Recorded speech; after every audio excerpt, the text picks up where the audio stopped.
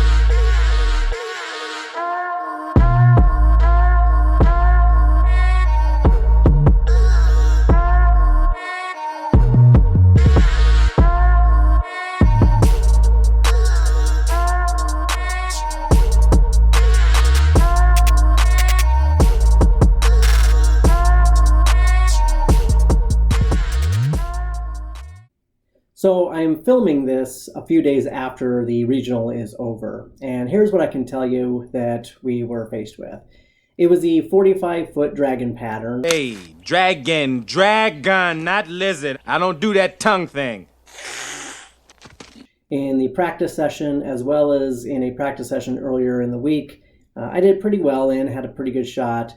But once we actually started the regional on Saturday, it ended up being quite a bit slicker than what we were practicing on, and it required me to start out actually pointing the ball a little bit more than I'm typically used to. So there definitely was a shot out there, could not miss it right. This was one of those patterns where it was a little longer, but it was heavy volume, and so the ball, it was very easy to push the shot through the break point, especially if you licked it right. In fact, it was oftentimes people were flagging the head pin.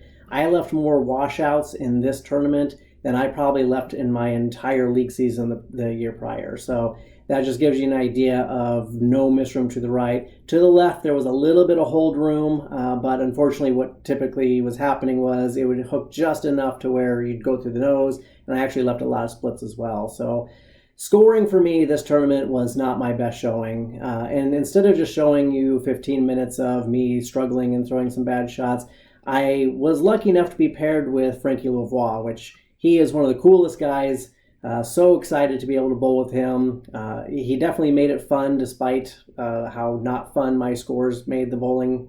But he was a lot of fun, and so I am going to be showing a lot of footage of Frankie as well. That way you guys get to see quite a few good shots. Frankie ended up being the winner of this tournament, so you know there's a lot of good shots in here as well. So with that said, here's game one.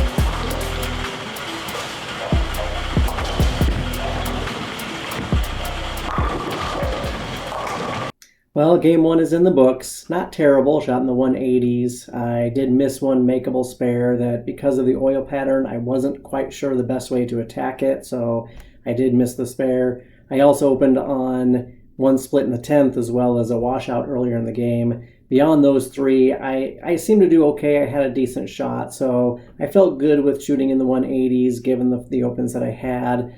So we're heading into game two. I'm going to try the same tactic, but you're going to find that I really struggled game two. I started actually with a washout, then had a couple of splits, so 3 opens to begin game two. Add 2 more washouts, including the one in the 10th. That's 5 total opens for this game. This game was honestly so bad, we're going to rapid fire through game two, and you're going to mostly be watching Frankie for game two.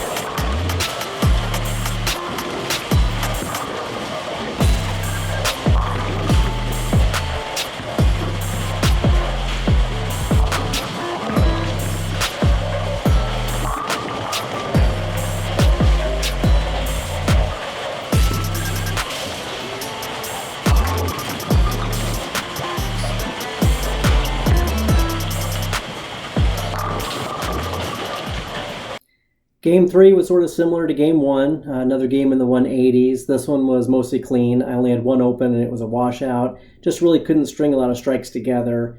I did notice that Frankie was moving a little bit left, and so I tried moving a few boards left for Game 4, and it actually was kind of a disaster. I ended up with 4 splits and a washout in that game, all of which I opened on. So only shot in the 130s that game, and that one just really destroyed me. So that game did not go so well. Game 5, I tried to stay in that line but put a little bit more hand in the ball, which did help some, as you're going to see, but still didn't result in an outstanding game.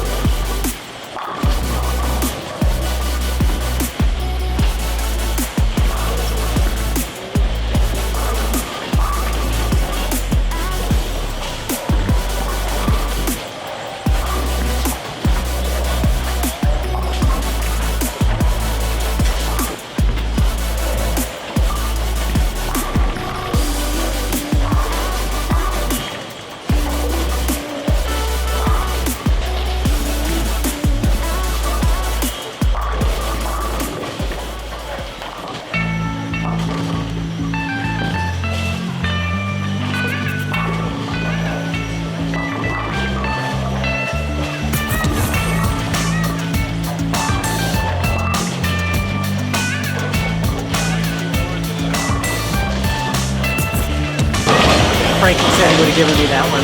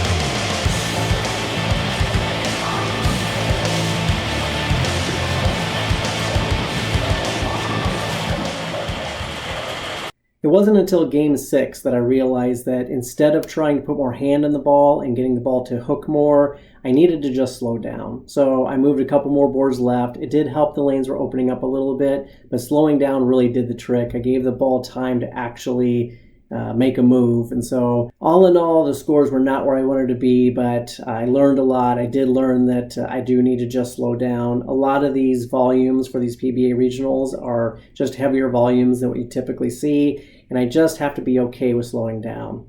I just watched a video on the House channel where Packy was asking questions of Tommy Jones, and Tommy had stated that one of his biggest issues he had when he was younger was that he was very hard-headed, and he always just thought, I don't need to slow down, I can get the ball to hook.